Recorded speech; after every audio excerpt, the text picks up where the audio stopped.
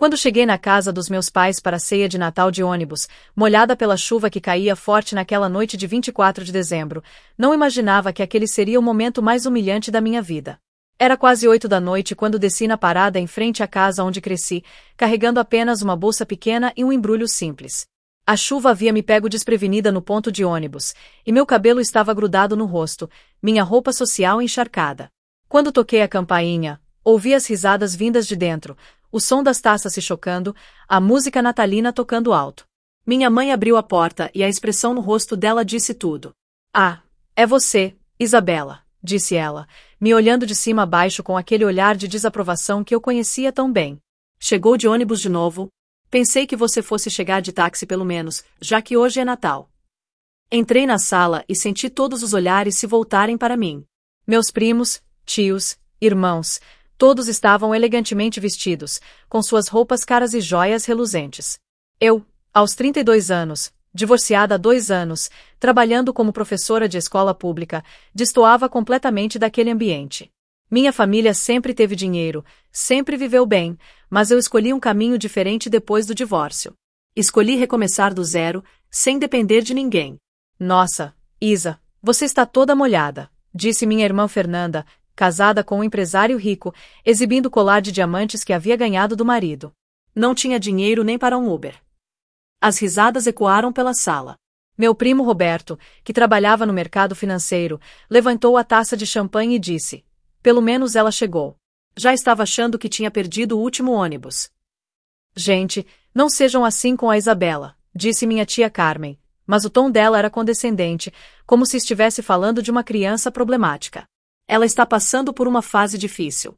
Professor não ganha bem mesmo. Senti meu rosto queimar de vergonha. Não era a primeira vez que minha família me humilhava por causa da minha situação financeira, mas nunca havia sido tão explícito, tão cruel. Desde o divórcio, quando abri mão da pensão e da partilha de bens para sair rapidamente de um casamento que me sufocava, eles me tratavam como a ovelha negra da família, a fracassada que havia desperdiçado todas as oportunidades. Onde está o presente que você trouxe? Perguntou minha mãe, olhando para o embrulho simples que eu carregava. Espero que não seja algo que você fez em casa de novo. No ano anterior, eu havia bordado guardanapos de linho para todos, um trabalho delicado que me levou meses para terminar. Eles riram, disseram que parecia coisa de feira, e guardaram os presentes sem nem abrir direito. Este ano, eu havia comprado algo diferente, algo que eles não esperavam, mas preferi não dizer nada naquele momento.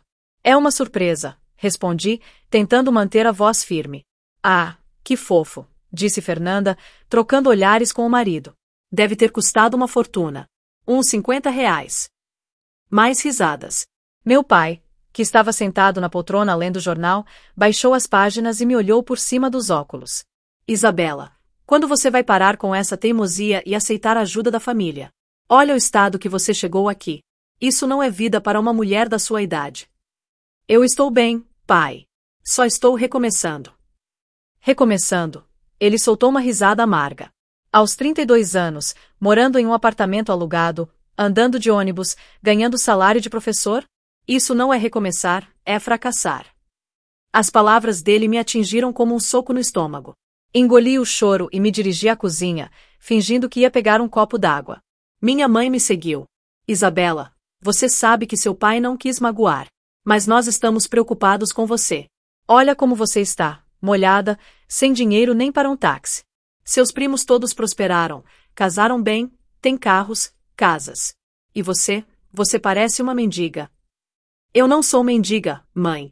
Eu trabalho, me sustento, pago minhas contas. Com salário de professora, ela balançou a cabeça. Você tinha tudo, Isabela. Um marido rico, uma casa linda, carro importado. Jogou tudo fora por orgulho. Voltei para a sala e tentei participar da conversa, mas a cada comentário eu me sentia menor. Quando chegou a hora da ceia, me colocaram no canto da mesa, como se eu fosse uma visita indesejada. O assunto girava sempre em torno de dinheiro, viagens caras, compras de fim de ano, investimentos. Eu ficava calada, apenas observando. Isabela, você vai passar o ano novo onde? Perguntou Roberto. Ah, esqueci, você não deve ter dinheiro para viajar. Provavelmente vai ficar em casa vendo televisão, completou Fernanda. Coitada. Quando chegou a hora de trocar os presentes, todos abriram caixas elegantes, embrulhos sofisticados. Perfumes importados, joias, eletrônicos caros. Quando foi minha vez de entregar meu presente simples, senti todos os olhares de deboche. O que será que a Isabela trouxe este ano? Disse Roberto, fingindo curiosidade. Outro bordado. Abriram o presente que eu havia dado para minha mãe, uma foto nossa da minha infância, quando eu tinha 7 anos, em uma moldura que eu havia restaurado e personalizado. Eu havia encontrado a foto em um álbum antigo e passei semanas trabalhando na moldura, gravando uma mensagem carinhosa. Ah, que interessante, disse minha mãe, claramente desapontada. Uma foto velha. É vintage, tentei explicar. Eu restaurei a moldura, gravei uma mensagem. Muito criativo, disse meu pai, mas o tom era de pena, não de admiração. Nesse momento, a campainha tocou. Minha mãe foi atender, achando estranho porque não esperavam mais ninguém. Quando ela voltou, estava confusa. Isabela, tem um homem na porta perguntando por você. Disse que é motorista. Meu coração disparou. Levantei da cadeira e fui até a porta.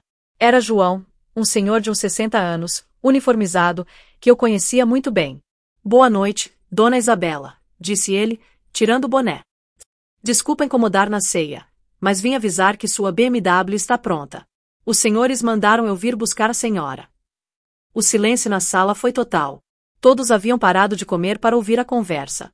Obrigada, João. Já terminou tudo? Sim, senhora. A revisão completa, troca de pneus, enceramento. Ficou novinha. Os senhores estão esperando a senhora lá em casa. Voltei para a sala onde minha família estava boquiaberta. Minha mãe foi a primeira a falar. Isabela, que BMW? Que história é essa? Respirei fundo. Era hora de contar a verdade que eu havia guardado por 2 anos. É o presente dos vovos. Eles me deram uma BMW nova quando souberam do meu divórcio. Que vovos? Perguntou Fernanda, ainda em choque. Os pais da mamãe. Os vovos que vocês sempre ignoraram porque achavam que eles eram pobres demais para esta família. Minha mãe empalideceu. Meus avós maternos, que haviam falecido há 3 anos, sempre foram tratados como cidadãos de segunda classe pela família do meu pai. Eles moravam em uma casa simples, vestiam roupas básicas, não ostentavam. Minha família sempre os ignorou nas reuniões, os tratava com condescendência. Mas eles não tinham dinheiro, murmurou meu pai. Não tinham ostentação, corrigi. Diferença grande. Eles tinham uma empresa de logística que vocês nunca se deram ao trabalho de conhecer. Deixaram uma herança de 12 milhões de reais. Para mim. O silêncio na sala era ensurdecedor. João continuava na porta, esperando respeitosamente. Quando eles morreram, continuei, o advogado me procurou. Eles haviam deixado tudo para a neta que sempre os visitava, que se importava com eles, que não os julgava pela roupa simples que usavam. 12 milhões. Roberto gaguejou. A BMW foi só o começo. Eles sabiam que eu me divorciaria mais cedo ou mais tarde, sabiam que eu precisaria recomeçar. Deixaram uma carta dizendo que queriam que eu fosse independente, que nunca mais precisasse depender de ninguém. Fernanda estava pálida. Mas por que você nunca contou? Porque continuou morando em apartamento alugado, trabalhando como professora. Porque queria ter certeza de que conseguia me sustentar sozinha antes de usar a herança. Porque os vovos me ensinaram que o dinheiro não define quem somos. E por quê? Olhei ao redor da sala, queria ver quem realmente se importava comigo quando achavam que eu não tinha nada. Minha mãe tentou se aproximar. Filha, nós sempre nos importamos com você. Se importaram, interrompi. Hoje vocês me chamaram de mendiga, de fracassada. Riram de mim por chegar de ônibus. Zombaram dos meus presentes. Isso é se importar. Mas nós não sabíamos. E isso faz diferença. Vocês só me respeitam se eu tiver dinheiro. O João pigarreou discretamente. Dona Isabela, desculpa interromper, mas os senhores estão esperando. Eles prepararam uma ceia especial. Sorri. Claro. Vamos. Espera, disse meu pai, levantando da cadeira. Que senhores? Quem está esperando você? A família que eu escolhi. Meus alunos que não têm onde passar o Natal, colegas de trabalho que estão sozinhos, vizinhos idosos. Gente que me aceita como eu sou, não pelo que eu tenho. Peguei minha bolsa e me dirigi à porta. Isabela, não vai embora assim, suplicou minha mãe. Fica aqui, vamos conversar. Agora querem conversar? Depois de me humilharem a noite inteira. Nós não sabíamos da herança, repetiu Fernanda. Essa é a questão. Vocês só me querem por perto quando acham que posso ser útil financeiramente. Quando pensaram que eu era pobre, me trataram como lixo. João abriu a porta do carro para mim. Era realmente uma BMW novinha, preta, reluzente. Os presentes estão no porta-malas, perguntei. Sim, senhora. Tudo como a senhora pediu. Olhei uma última vez para minha família, todos em pé na varanda, ainda processando o que havia acontecido. Isabela, gritou meu pai. Nós podemos conversar amanhã? Resolver isso. Não há nada para resolver, pai. Vocês mostraram quem realmente são. E eu mostrei quem eu sou. Entrei no carro e João deu a partida. Enquanto nos afastávamos, vi pela janela minha família ainda parada na varanda, em choque. Para onde, dona Isabela? Perguntou João. Para casa. Para minha verdadeira família. A casa que meus avós haviam me deixado ficava em um bairro de classe média, nada ostensivo, mas confortável. Quando chegamos, a luz estava acesa e eu podia ver através das janelas as pessoas que realmente importavam para mim. Dona Rosa, minha vizinha de 80 anos que ficaria sozinha no Natal. Marcos e Ana, colegas professores que não tinham família na cidade. 6 dos meus alunos de famílias carentes que eu havia convidado para uma ceia especial. Eles me receberam com abraços calorosos, sem se importar com minha roupa molhada ou minha aparência. Ajudei a servir a ceia que havia preparado durante a semana. Peru, rabanada, tender, saladas. Tudo simples, mas feito com amor. Professora, a senhora trouxe presentes? Perguntou Joãozinho, um dos meus alunos de 8 anos. Claro que trouxe. Abri o porta-malas do carro e comecei a distribuir os presentes que havia comprado com parte da herança.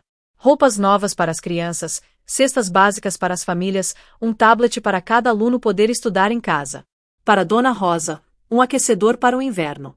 Para meus colegas, vale presentes para eles comprarem o que quisessem. A alegria deles ao abrir os presentes era genuína, pura. Não havia cálculos, não havia julgamentos. Apenas gratidão e amor. Durante a ceia, João ficou conosco. Descobri que ele também estava sozinho no Natal, que seus filhos moravam longe. Meus avós haviam deixado instruções para que ele fosse tratado como família, e era isso que eu fazia. Dona Isabela, disse Dona Rosa, segurando minha mão, a senhora é um anjo na vida da gente. Não sei o que seria de nós sem a senhora. Vocês são minha família verdadeira, respondi, sentindo lágrimas de felicidade nos olhos. Às 11 da noite, meu celular começou a tocar. Eram mensagens da minha família biológica. Primeiro minha mãe, depois Fernanda, Roberto, meu pai. Todos querendo se desculpar, explicar, justificar. Alguns até insinuando que gostariam de se aproximar agora que sabiam da herança. Não respondi nenhuma mensagem. Desliguei o celular e voltei para minha verdadeira família. Nos dias que se seguiram, a história se espalhou. Alguns parentes tentaram me procurar, querendo se reconciliar. Mas eu havia aprendido uma lição valiosa naquela noite de Natal. As pessoas mostram quem realmente são quando acham que você não tem nada a oferecer. Com a herança dos meus avós, criei uma fundação para ajudar professores em dificuldades financeiras e alunos carentes. Continuei dando aulas porque amava o que fazia, mas agora podia ajudar muito mais gente. Comprei uma casa maior e transformei parte dela em um espaço de estudo para meus alunos. João se tornou mais que um motorista, virou um amigo, um confidente. Ele me contava histórias dos meus avós que eu não conhecia, de como eles eram generosos com os funcionários, de como sonhavam em ver a educação melhorar no país. 6 meses depois daquele Natal, minha mãe apareceu na escola onde eu trabalhava. Estava elegante como sempre, mas havia algo diferente no seu rosto. Parecia mais humilde, mais cansada. Isabela, podemos conversar. Aceitei conversar, mas deixei claro que nossa relação havia mudado para sempre. Eu sei que errei, disse ela, com lágrimas nos olhos. Sei que te tratei mal, que te julguei. Mas você é minha filha, e eu te amo. Mãe, o amor verdadeiro não julga, não humilha, não condiciona respeito ao dinheiro que a pessoa tem. Eu sei. Eu aprendi isso do jeito mais difícil. Contou-me que a família havia ficado dividida depois daquele Natal. Alguns parentes tinham criticado a forma como me trataram, outros defenderam que eles não sabiam da herança.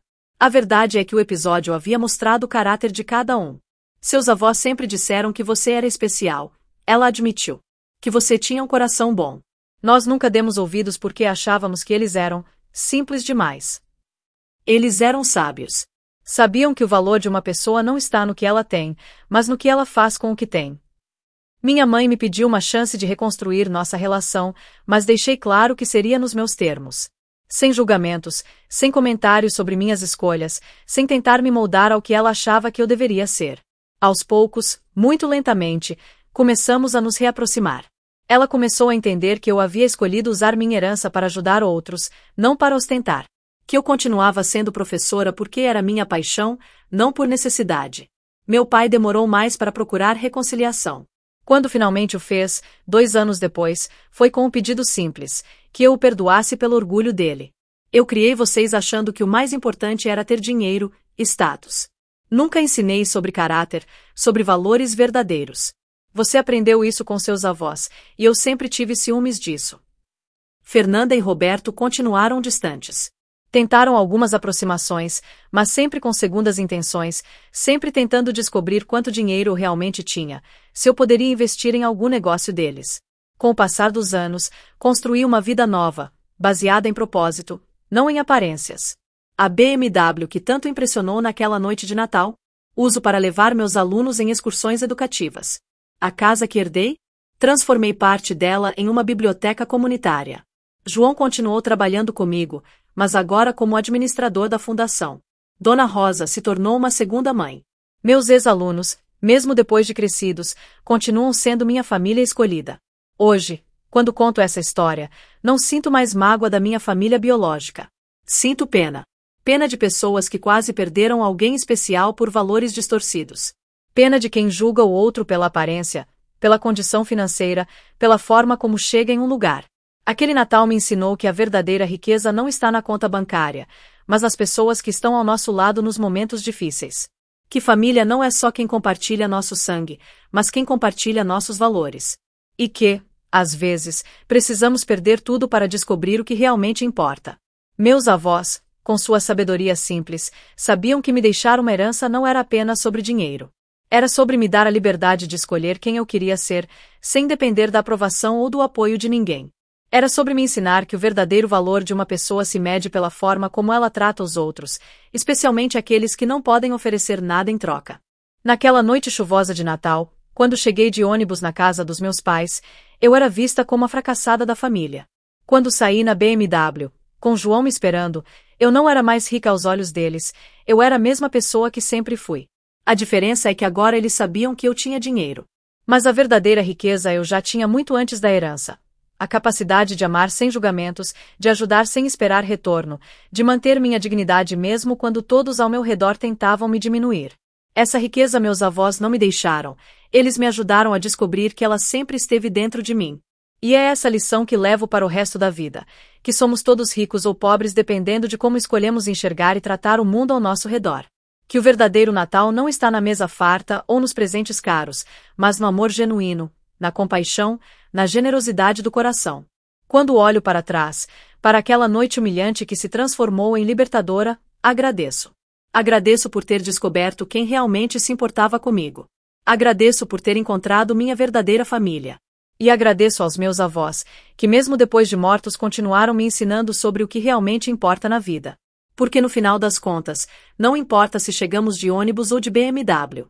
O que importa é como tratamos as pessoas no caminho, como usamos nossos recursos, sejam eles grandes ou pequenos, para fazer a diferença na vida dos outros. E como conseguimos manter nossa essência, nossa bondade, nossa humanidade, independentemente do que os outros pensam de nós. Hoje, quando vejo alguém sendo julgado pela aparência, pela condição social, pela forma como se veste ou como chega em um lugar, lembro daquela noite de Natal. E tento ser para essa pessoa o que gostaria que tivessem sido para mim. Alguém que enxerga além das aparências, que valoriza o ser humano pelo que ele é, não pelo que ele tem. Porque todos nós, em algum momento da vida, chegamos molhados pela chuva em algum lugar. E todos merecemos ser recebidos com amor, respeito e dignidade, independentemente do meio de transporte que usamos para chegar até lá.